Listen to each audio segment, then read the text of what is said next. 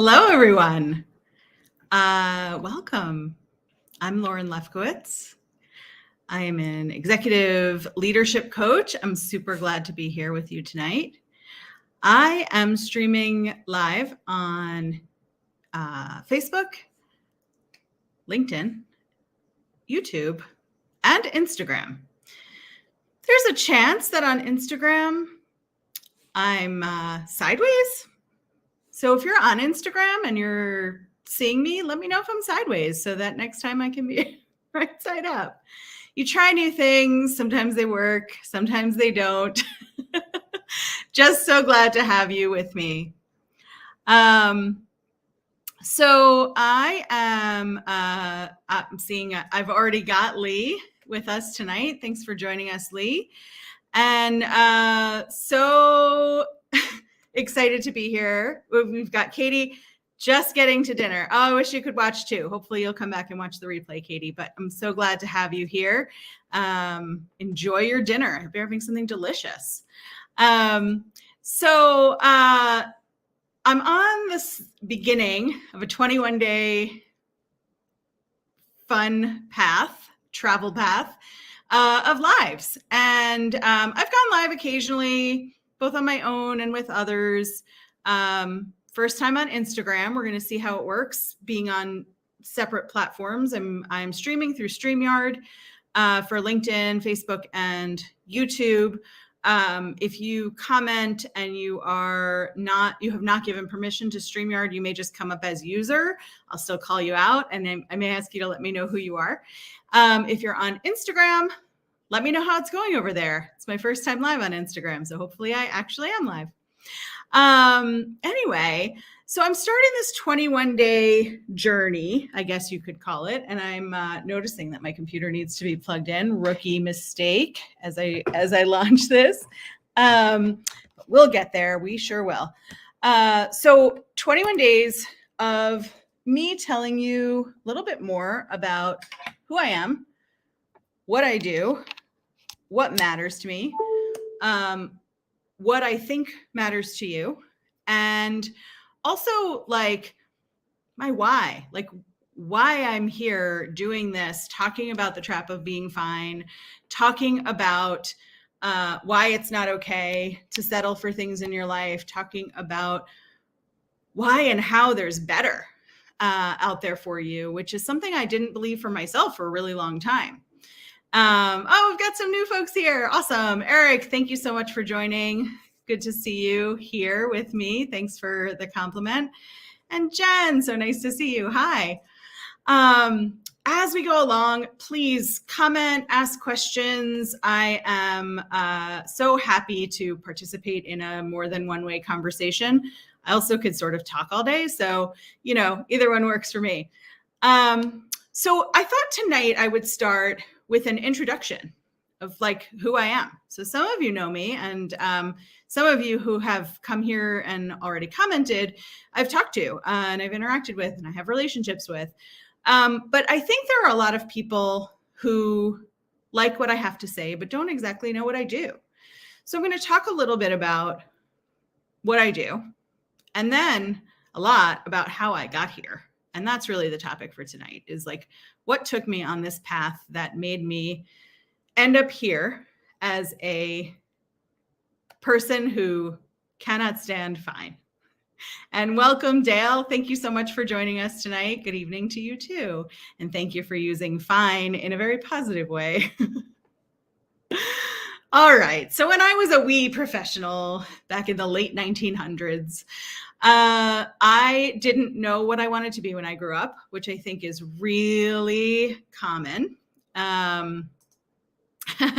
Lee said and laughed with. Yes, absolutely. So graduated from college, realized 2 weeks before graduation that going home was not the option for me. I grew up in New York. I went to school in Maryland at the University of Maryland, and I had a great time. I was a psychology major. I had no idea what I was going to do with that. I went to college thinking I would be a third grade teacher, which I'm glad I'm not. And just really graduated from college with like, check, I've got a degree. And there was a lot of value in the degree. I learned a ton about people and behavior. And I had no idea what I wanted to do. So I got a job because I decided I was staying in Maryland. This was where I live now. And in order to live in a place that isn't your parents' household, you have to make money. So I took a job as a staff assistant for a meetings department at a trade association. It's no longer on my resume because it was all that long ago. And oddly, anytime it was a plastics industry job, and oddly, all those years later, anytime a plastics job comes up, recruiters were reaching out to me. So it's gone from my history, but not from my mind. And so I did that job for a year. That job was so easy and so pointless. And I worked with somebody who had me doing assistant work. And I was a little bit bored. There wasn't a lot to do. He would yell from his office, "I printed," and I would walk to the printer that was in the cubicle next to mine, pull off the printed piece of paper, bring it to his office, allow him to sign it, bring it back to my desk, put it in an envelope, address the envelope, and mail it. And that was like 10 minutes of the day. And the rest of the time I had to look busy. So I knew that wasn't a long-term job. And after a year, I left. But while I was still there, I wanted to do more, right? I wasn't good at just like sort of sitting around. And so I ended up taking on different projects in the organization, including editing standards for the American National Standards Institute, ANSI, if you've ever heard of them. And so if you're looking at 1999 versions of ANSI standards for machinery and mold makers, you might see my language in there. So let me know if you do. So I left that job and I moved to Enterprise Rent-A-Car. And I moved into an accounting position, which is funny because I can only count to 11. Is that right?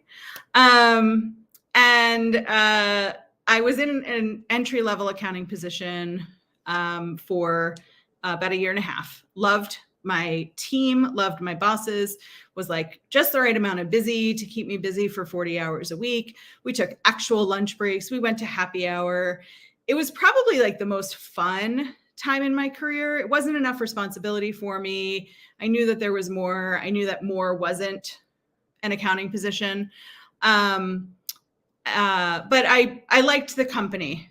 And so when a sales position came up in our business to business leasing department, I ran for it. I just went for it because I thought that's something different. It's more active. It's customers. It's interaction.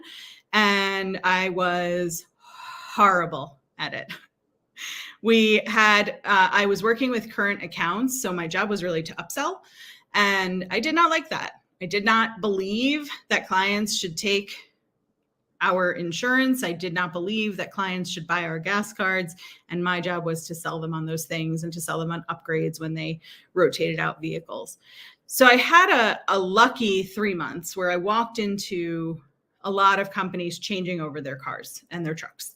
And so that was great. I made some good money. And then all of a sudden I had to actually start doing the work. I just wasn't good at it.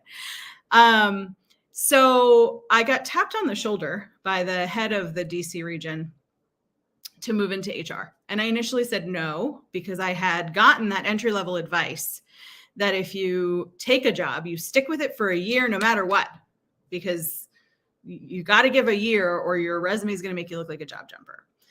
And so, I was going to stay a year. I told this guy who was the head of the whole DC region, 1,600 employees or something,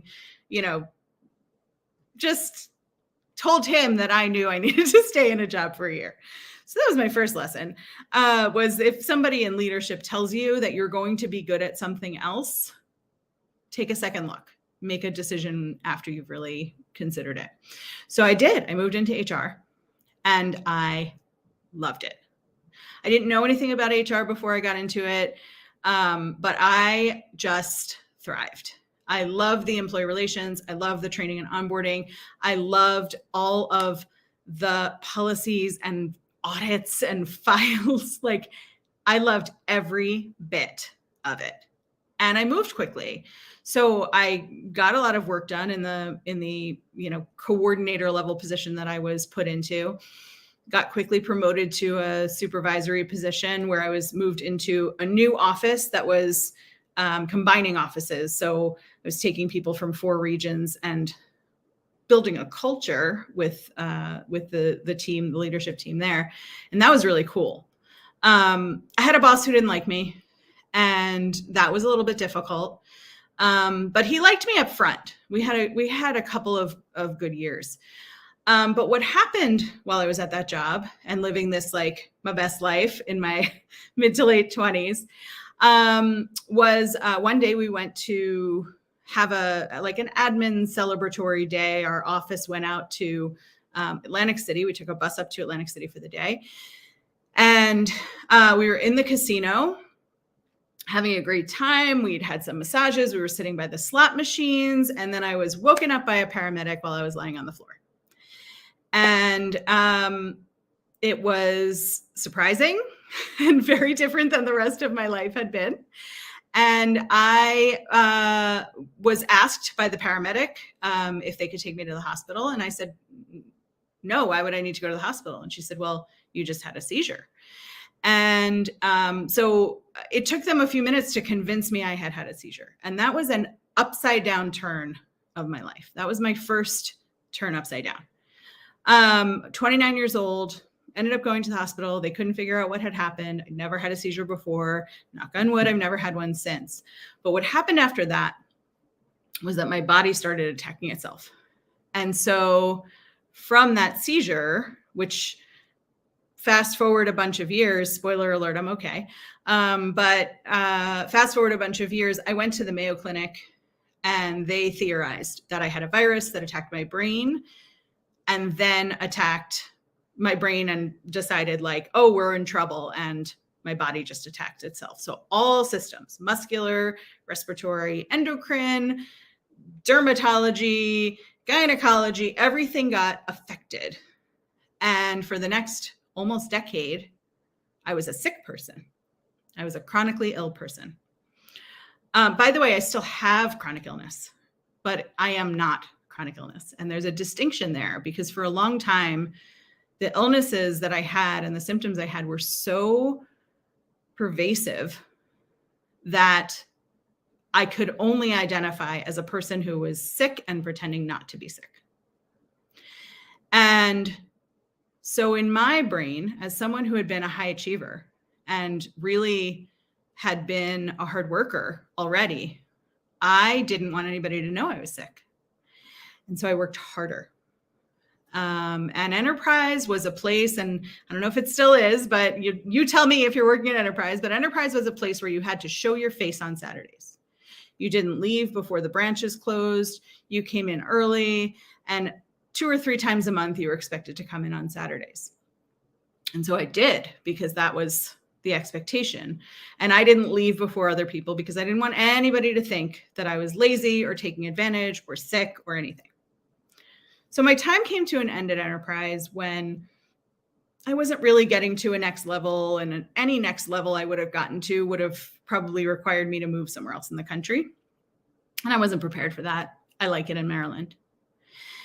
And I moved to an investment company and I loved my job again, right? So I went from loving my job at Enterprise to being fine with it, to my manager really not liking me, which is another story that I've told other times and I may tell again.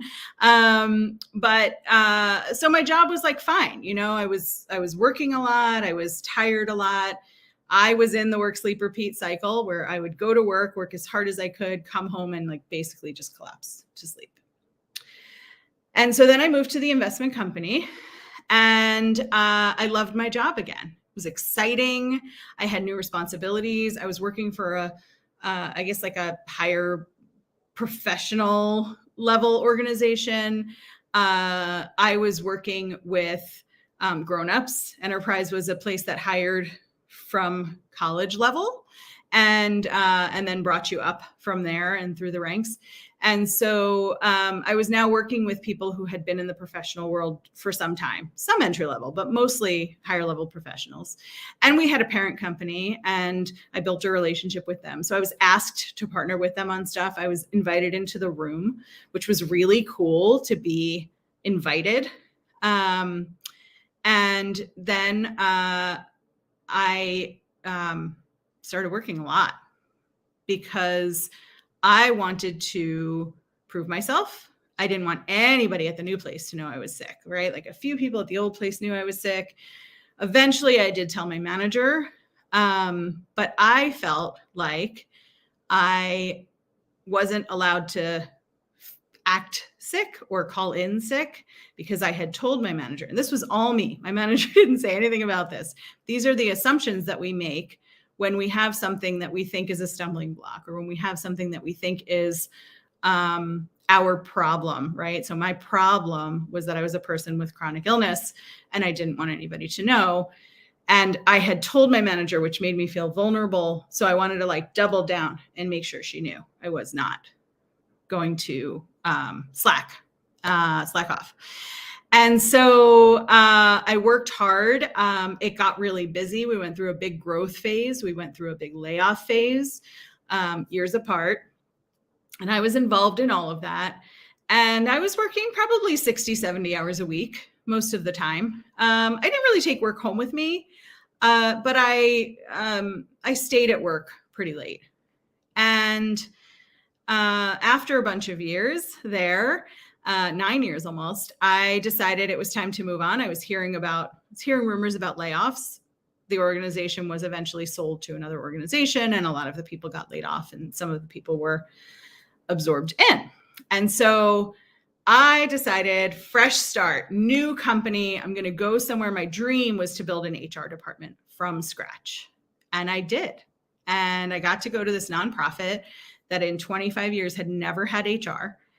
And they were really excited to have HR. They had absolutely no idea what I was supposed to do, but they were really excited I was coming.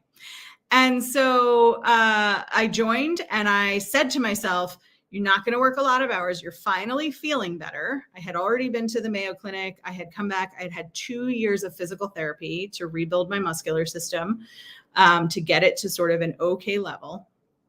And I was ready to like love my job again and enjoy my life and have some free time.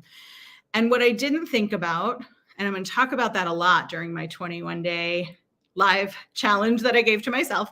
What I didn't realize was that wherever you go, you take you with you, right? The old sort of saying, wherever you go, there you are. And so there I was. I came with me, someone who already worked 60 to 70 hours a week, and I was not the head of the department at that company. And now I was the head of the department, and in fact, a department of one.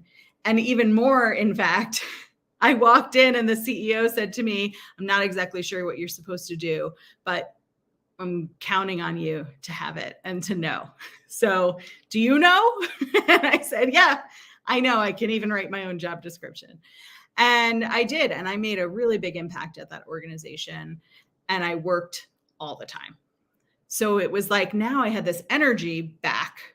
And I could work all the time. And all I really knew how to do was work.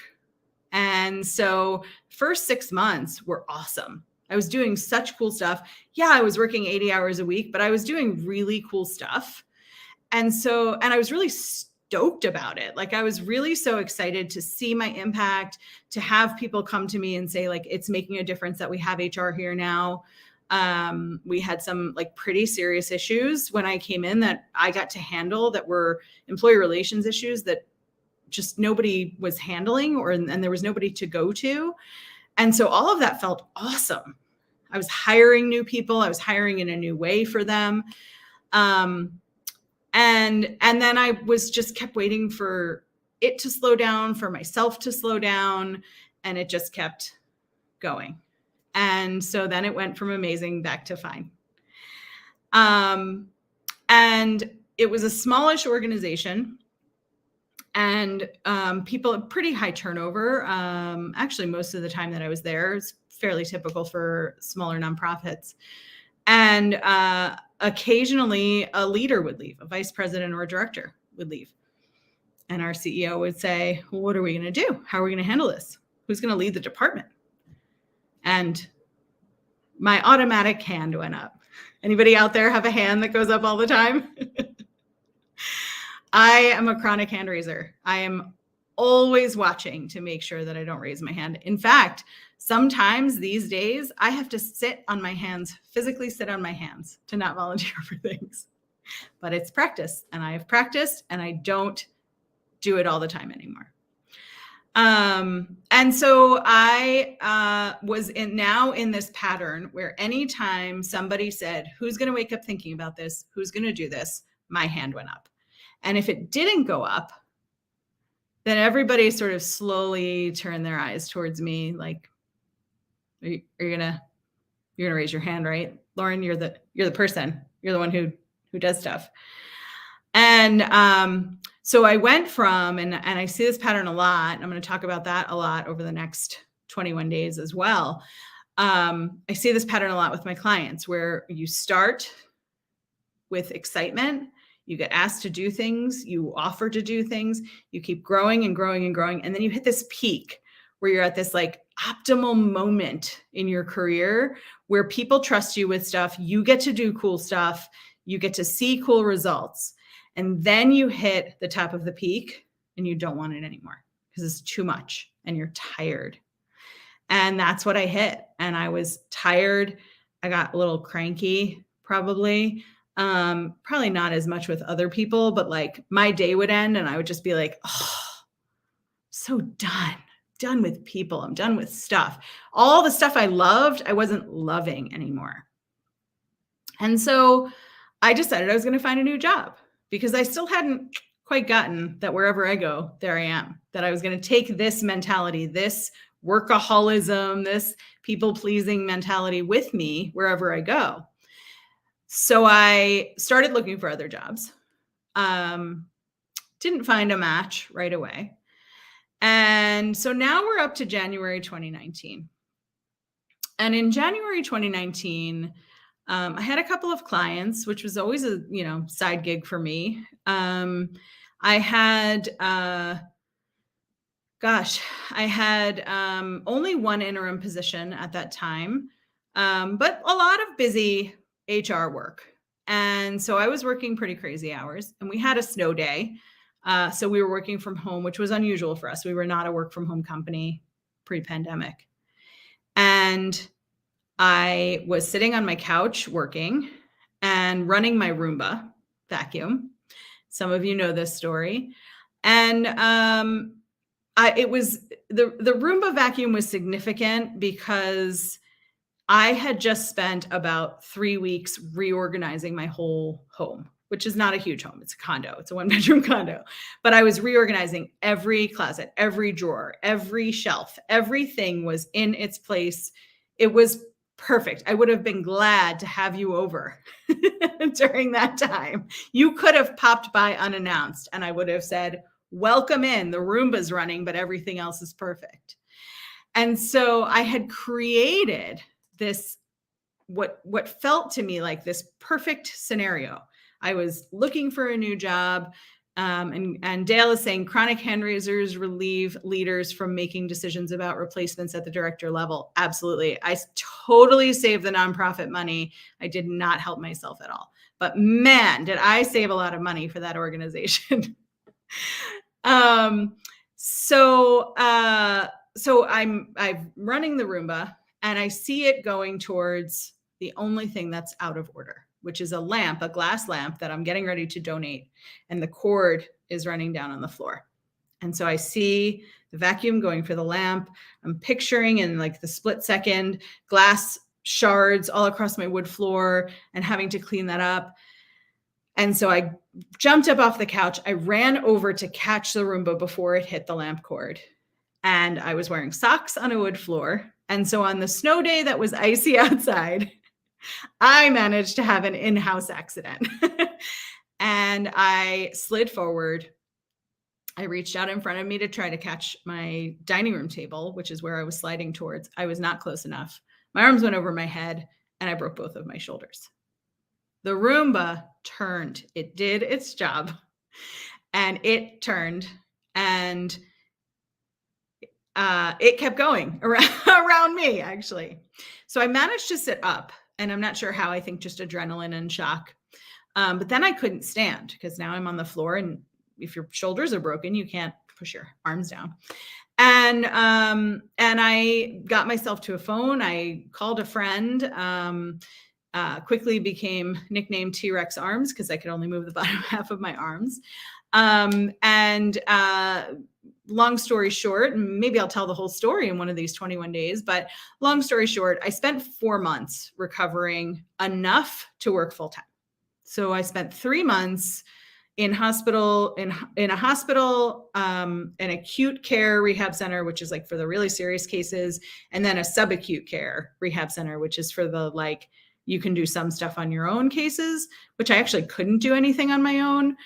And very humbling experience. I made sure to do a lot of laughing because humor is a great coping strategy for me. Humor without dismissing what the issues are. And I recovered, and they handled work without me. Now, some things got missed and some things didn't get done. And there was a lot of like, oh, I'm so glad you're back. I've been waiting to talk to you about XYZ thing. And while I was down for the count, there were a lot of jokes about like, oh, you can't be a chronic hand raiser anymore. You literally can't raise your hands. And guess you got to keep your hands to yourself. And now you have only one lane to be in. And I went back to work with a promise to myself that I would only work 40 hours a week. And I did not, because I didn't have a plan for that. I just had a statement. I just had a sort of general commitment that I was going to work 40 hours a week. Well, what happened was all the work that was undone was now behind, and I wanted to catch us up. And then our head of finance left, and somebody had to manage finance. I'll do it. And then our director of operations left, and we were in the middle of planning a move to a new office. We were from the studs construction. So I took that on. So now I'm still recovering. It took me a full year to recover. I'm still a person who has a chronic illness that will never be fully solved, but is managed well. But not great for me to be working crazy hours. And now I have these extra jobs as well. And then 2020 comes around and the pandemic starts. Everybody turns to me and says, what do we do? And I had a great leadership team at that time. And so the what do we do wasn't like anybody wiping their hands of it and saying we don't want to handle it. But truly, HR was the place for people to come and to be able to, look at the legal stuff and follow what the Society for Human Resource Managers was saying and governor was recommending and all of that kind of stuff. And so I knew at that moment when we started talking about the pandemic and when they came to me and said, what do we do? That my reaction, my internal reaction of like, I don't effing know. I don't want this. And I could feel like anger rising and just panic that I couldn't add another thing to my plate. By this point, I was working 80 to 100 hours a week. I was working 7 days a week.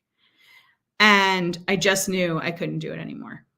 And so now we were all at home with the pandemic. We're all isolated. So I could work even more easily because I didn't have a commute. And I just didn't want it anymore. I just wanted a better life for myself. And I wanted the kind of life that I worked with my clients on. So there was a little bit of, I'm good at coaching. I'm good with my clients. I help them change their lives. I help them change their careers, but that's for them, not me. And I think people who are helpers, people who are high achievers, people who are silent sufferers as leaders, I think we tend to minimize that we need help too. And I see that in almost every single one of my clients, that they come in they're the person who helps other people. And so there's a lot of like shame and doubt that comes with that. And there shouldn't be, right? Which is what I've learned, is that there is no shame. There is no reason to doubt. But when we're high achievers and helpers, we think that if we can't help ourselves, nobody can help us. Because look at us go as we help other people. Look at how good we are at that. If we're so good at helping and we're so good at changing lives and we're so good at impact, like, of course we should be able to fix ourselves. And if we can't, then it just can't be done. That is a big lie. That is like the biggest lie of all of the lies. To think that because we're high achievers, we shouldn't need help. We should be able to do it ourselves. The truth is, we are the absolute worst at looking at ourselves objectively. And that's what coaching is, right? It's sitting with someone and allowing them to look at themselves from different angles and allowing themselves to be fully themselves with no shame and no judgment and no limits, to be able to say all the scary, terrible things out loud. So I got myself a coach. I hit this point where I was like, I don't want to live like this anymore.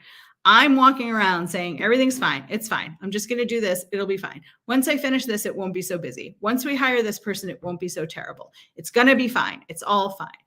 And I just didn't want to live like that anymore.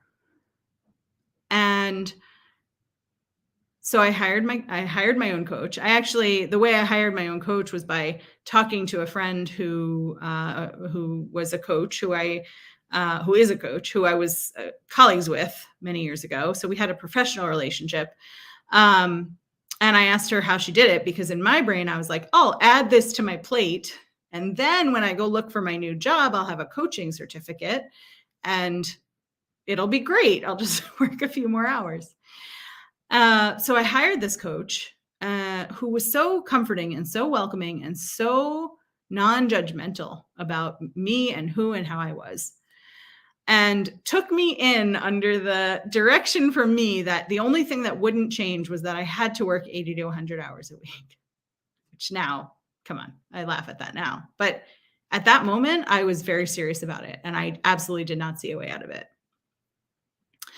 And so I worked with that coach for a while and learned to untangle from all of these extra commitments I was making that nobody was really asking me to make except for me, that nobody was really feeling pressure that it should be me doing everything except for me. And in a few months, I got down to working 60-hour weeks, and I panicked because I didn't have anything to do with those 20 hours or 40 hours a week.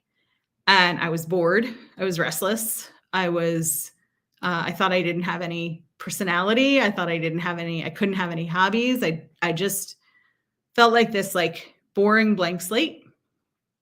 And so I talked to my coach about that. And what I realized was, no matter how many hours I cut myself down to, I had to spend some time figuring out who I am in order to figure out what I want to be and when I grow up, and who I want to be when I grow up.